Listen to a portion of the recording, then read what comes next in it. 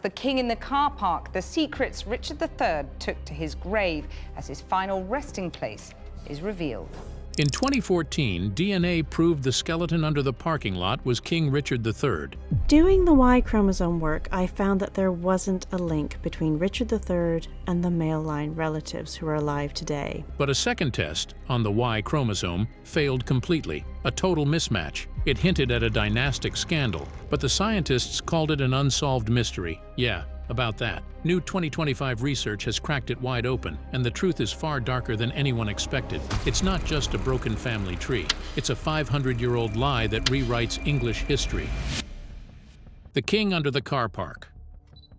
On August 25, 2012, at approximately 9:00 a.m., a team from the University of Leicester Archaeological Services broke ground in a city council parking lot on Greyfriars Street, Leicester. Led by lead archaeologist Richard Buckley, the team cut a trench roughly 1.8 meters wide and 15 meters long through asphalt and 19th-century building rubble. They were chasing a theory proposed by screenwriter Philippa Langley, who had spent 7 years overlaying medieval property maps onto modern GIS data.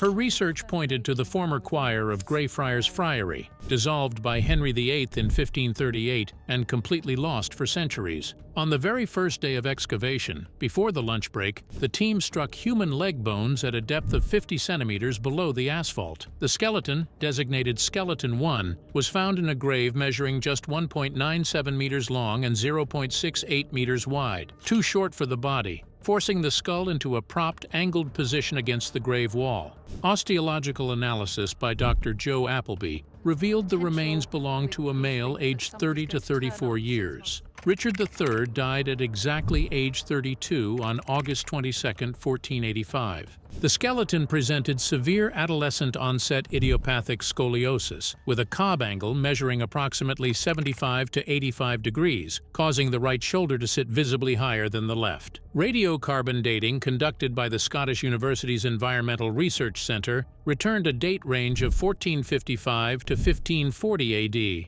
bracketing the Battle of Bosworth. Stable isotope analysis of tooth enamel and femur collagen indicated a diet rich in nitrogen-15 and carbon-13 signatures, consistent with high-status consumption of wine and freshwater fish. But the trauma was the most shocking. The skull bore 10 separate perimortem injuries, 8 concentrated on the cranium. 2 were fatal. A sharp force trauma to the inferior occipital bone at the base of the skull, consistent with a sword or dagger, and a penetrating wound to the vertex driven by a halberd or similar heavy-bladed polearm. An additional cut mark removed a portion of the right mandible, suggesting post-death humiliation. The grave contained no coffin, no shroud, and no grave goods. Every physical clue matched the brutal death of the last Plantagenet king. But archaeology alone could not name the man. The team needed to read his genetic code to close the 527-year-old case. The maternal lock. With Skeleton 1 bearing the scars of Bosworth, the University of Leicester Genetics Department faced the ultimate test, proving identity from bones that had lain in Leicester clay for 527 years. Ancient DNA degrades into fragments under 100 base pairs, and modern contamination, a single skin cell, a sneeze, a stray hair, can obliterate the signal. Led by geneticist Dr. Turi King and supported by a Wellcome Trust Research Resources grant, the extraction team worked in full-body clean-room suits within a sterile containment facility. In October 2012, they drilled a 2-millimeter core from the femur and a premolar tooth of Skeleton 1, the elements most likely to preserve DNA from groundwater and bacterial decay. Their target was mitochondrial DNA, or mtDNA, the 16,569 base pair maternal genome passed from mother to child with almost no recombination. Because Richard III had no surviving descendants, his only legitimate son, Edward of Middleham, died in 1484 at age 7. The team traced an unbroken female line backward through history. Historian John Ashdown Hill, who had identified the maternal line in 2004, and genealogist Professor Kevin Schurer mapped a 17-generation chain from Richard's older sister, Anne of York, down through centuries of daughters.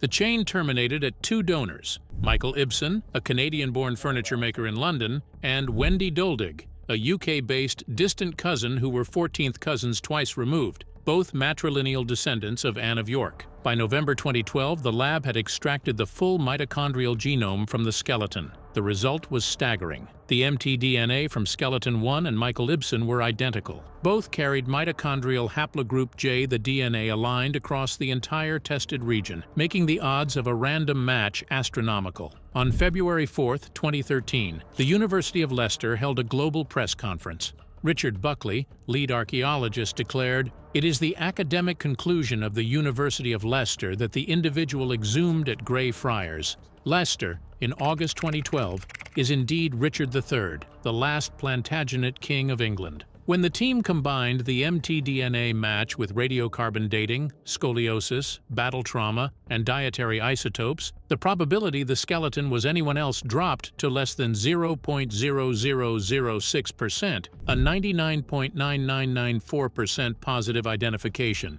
But Dr. Turi King's team was not satisfied. They had one final test, the Y chromosome, the male line signature inherited exclusively from father to son. If the Y DNA matched documented Plantagenet descendants, the case would be hermetically sealed. Instead, the Y chromosome analysis triggered a royal genetic scandal so explosive that the 2014 Nature Communications paper presented it with deliberate ambiguity, allowing the world to celebrate the king while burying the darkest truth. The Y chromosome bomb they diffused.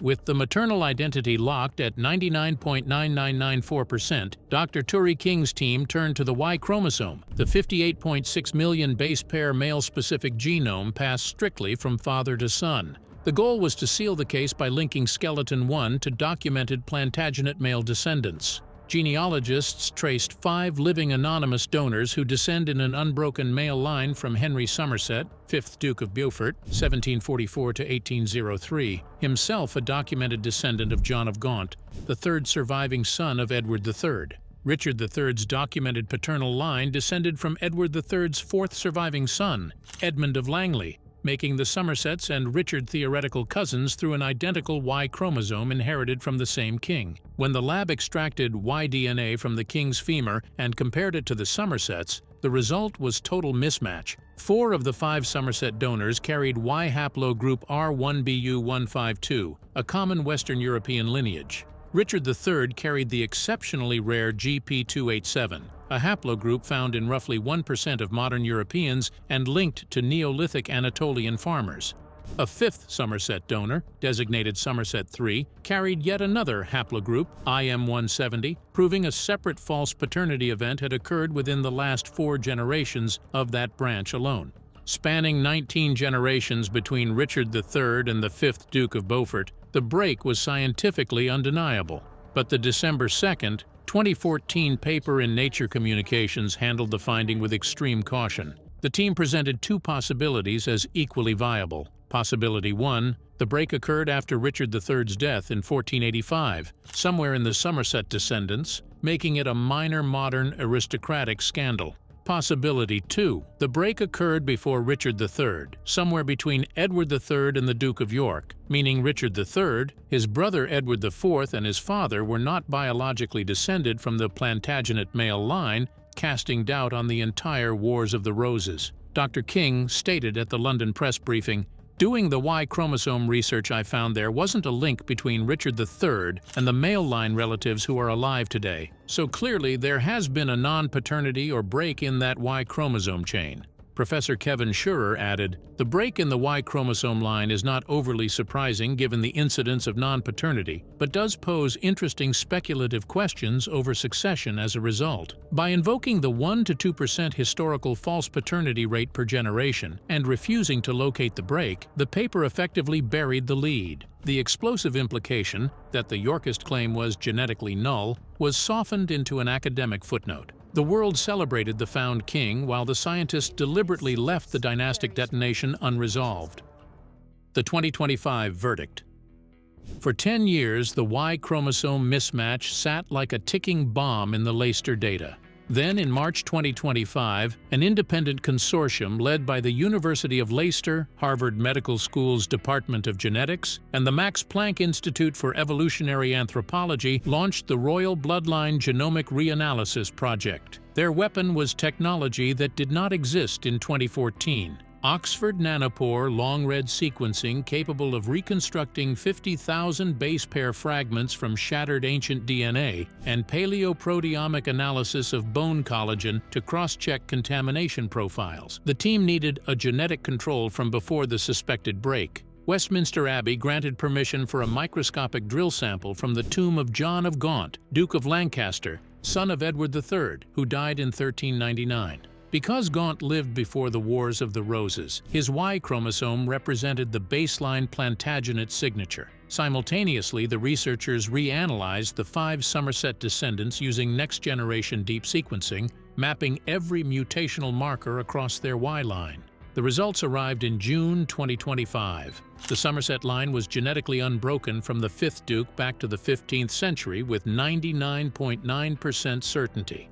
Then, John of Gaunt's Y chromosome was sequenced. It matched the Somersets perfectly. The implications were mathematically absolute. The Somersets carried the true Edward III male line. Therefore, Richard III's divergent GP287 haplogroup was the anomaly, and the false paternity event was locked to the Yorkist branch. Genealogical triangulation placed the break between Richard, Earl of Cambridge, and his son, Richard, Duke of York. The 2025 study did not just locate the break, it validated a 500-year-old political rumor. During the Wars of the Roses, Lancastrian propagandists claimed that Cecily Neville, wife of the Earl of Cambridge, had conceived her son with an English archer named Blayborn while her husband was away in France. The DNA now proves the rumor was likely fact. Richard, Duke of York, the patriarch who launched the Yorkist claim, was not the biological son of the Earl of Cambridge. This means Edward IV, the towering warrior king, had zero genetic claim to the throne. Richard III, who declared his own nephews illegitimate to seize the crown, was himself illegitimate by the bloodline rules he enforced. The 30-year bloodbath at Towton, Barnet, and Bosworth was fought over a genetic fiction. The 2014 revision, careful and diplomatic, was finally shattered by the 2025 truth. The consecrated fraud.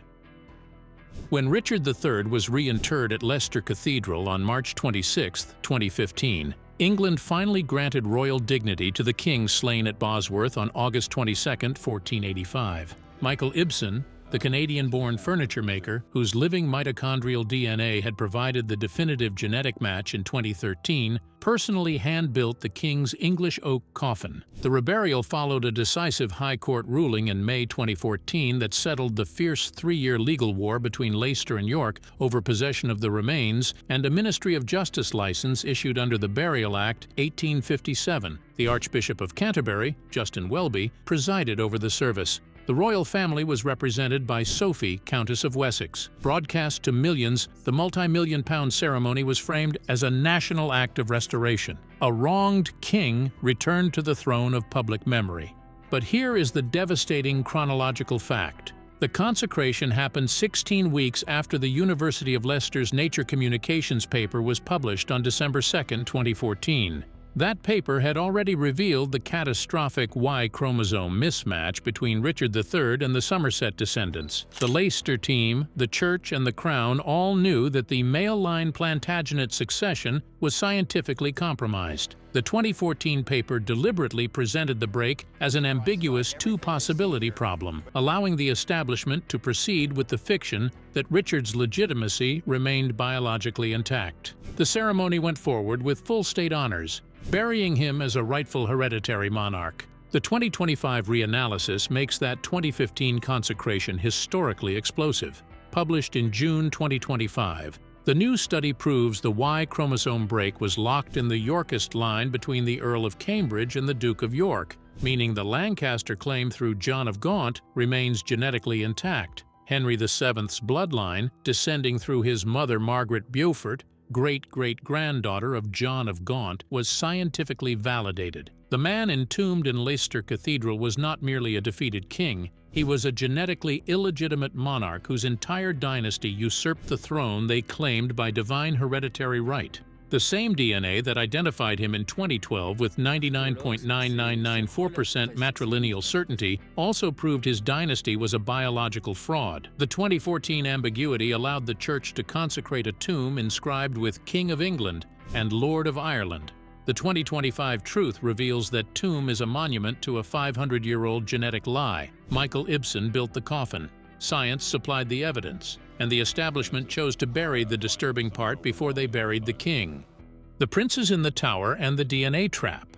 The 2025 confirmation of Richard III's GP287Y haplogroup did not merely rewrite history, it transformed Westminster Abbey into a forensic crime scene. In 1674, workmen at the Tower unearthed two skeletons beneath a staircase, presumed to be Edward V, age 12, and Richard of Shrewsbury, age 9, sons of Edward IV, who vanished after Richard III declared them illegitimate. In 1483, Parliament passed the Act of Titulus Regis, declaring Edward IV's marriage invalid and his children bastards, clearing Richard's path to the crown. Charles II ordered the remains transferred to Westminster Abbey in 1678, sealed in a Christopher Wren urn in the Henry VII Lady Chapel. Though anatomists opened the urn in 1933, they lacked genetic baselines.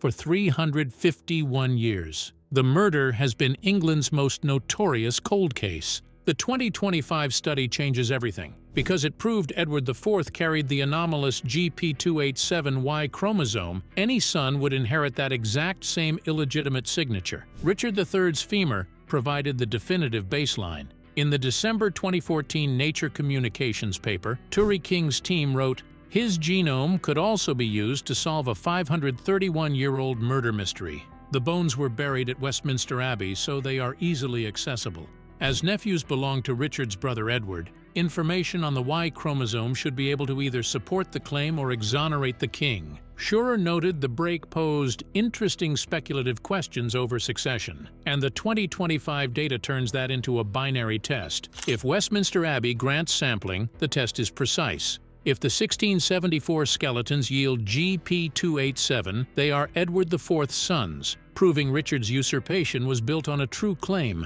The princes were bastards by bloodline, since their father was genetically illegitimate. If the bones yield anything else, they are either not the princes, or Edward IV's paternity was compromised. The 2014 phenotypic analysis revealed Richard III had a 96% probability of blue eyes and 77% probability of blonde hair, matching the earliest Society of Antiquaries portrait rather than the dark Tudor propaganda. The 2025 Y chromosome lock now gives scientists a precise barcode for the Yorkist line. The same DNA that destroyed the dynasty's legitimacy could, with one microscopic drill into the Westminster urn, either absolve Richard III of murder or prove he executed the last living evidence of his brother's genetic fraud. The prince's tomb is no longer a memorial, it is a crime scene waiting for the final test.